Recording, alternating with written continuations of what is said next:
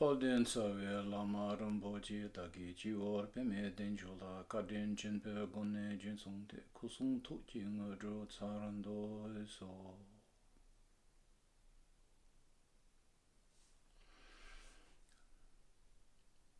When Shamar Rinpoche left us 6 years ago, it was a shock for all of his students, of course, a sense of great loss.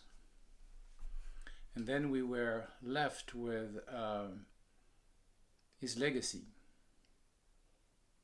few books that could become our guideline, our backbone, that we can use to practice, study, reflecting, meditating, and put them to the test of everyday life situations. So now that we are somehow going through the similar sense of grief, we've lost a world that we knew, and a world of unknown opens up ahead of us, but also a world full of promises. We can endlessly cry about what we've lost, or we can appreciate, assess what we have, and see what we can do with it. So when Rinpoche passed away, of course, there was the period of grief.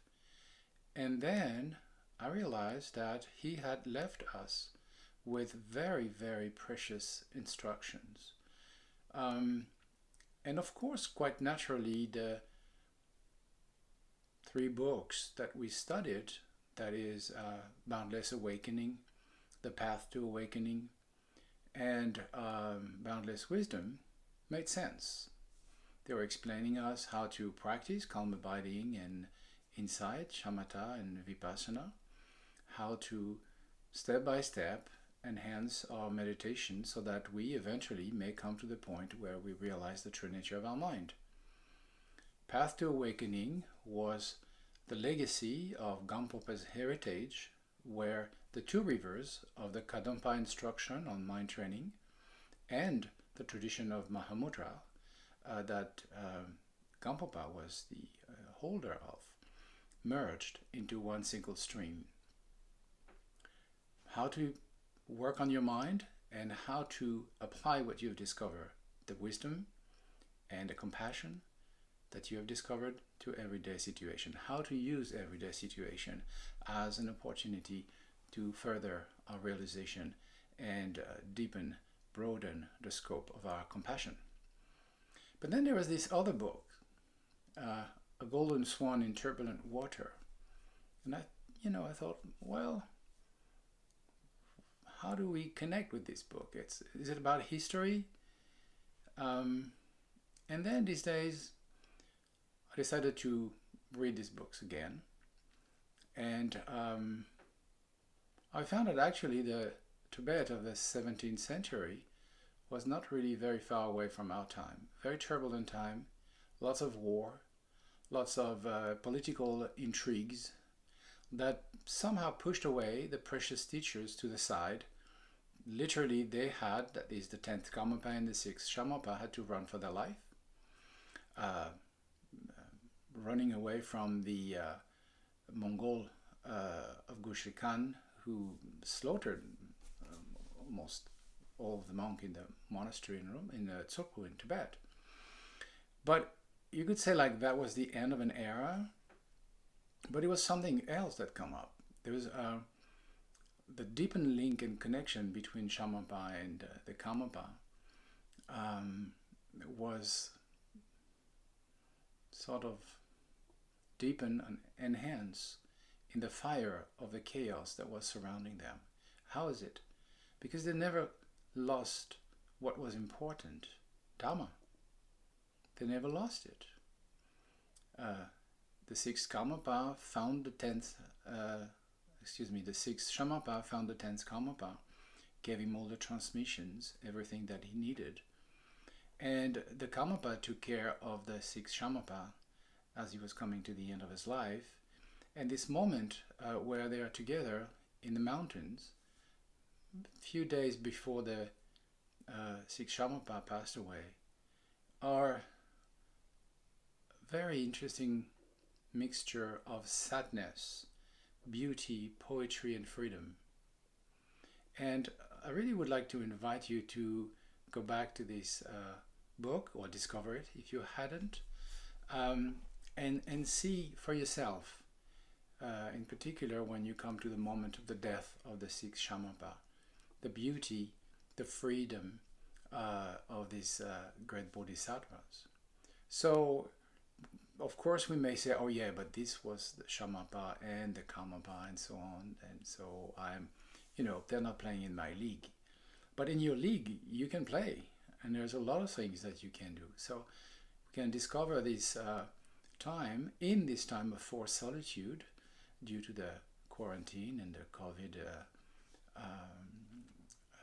situation, we can find a time for meditation, but also to cultivate beauty, to cultivate a sense of appreciation for what life has to do, to give us what we can make with this precious opportunity. So, in another text that I really also find very deep and very powerful, which is called the Instruction of Gampopa, the Precious Rosary of the Golden Path, there is one point where he says, think about how precious is this human life again and again. When you're facing difficulties, when things are not what you'd like them to be, think about how precious is this life. We are alive, and for us, we also have the asset of Dharma. We're not left alone. We are not lost without direction.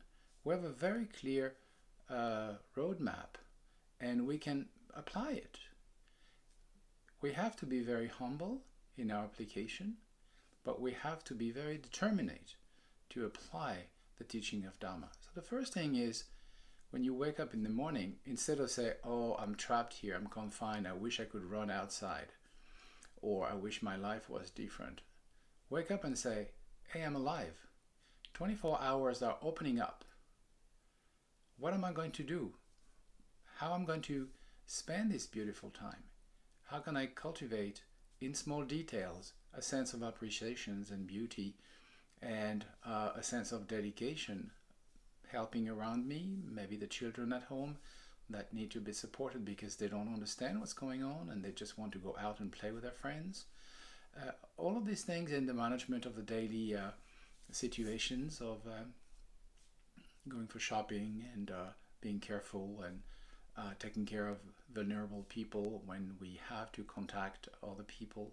All of this can become really a platform for awakening.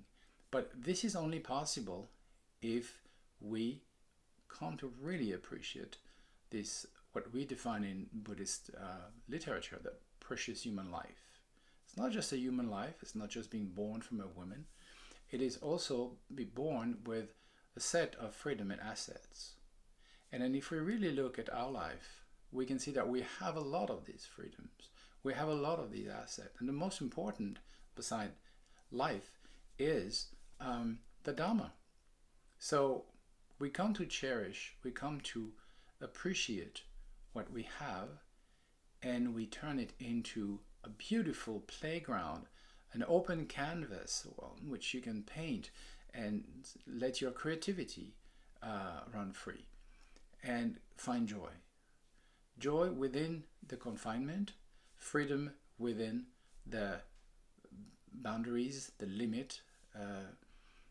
The word for in Tibetan for retreat is tsam, and tsam means a limit. So when we go and retreat, we define a limit for our body, a limit for our speech, and a limit for our mind. So what is a limit for the body? We decide to stay in a certain perimeter. We don't go beyond that.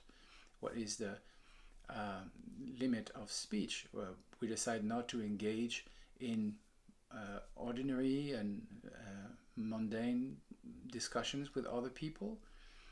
And the limit of the mind is that we keep the mind on the Dharma, and we don't let this mind drift on past, future plans, hopes and fears, because fear will tag along. So we really create a sense of solitude, limit, but within this limit we find the freedom. And that's what I'm inviting you to try to do. Find within the constraint of your confinement the freedom.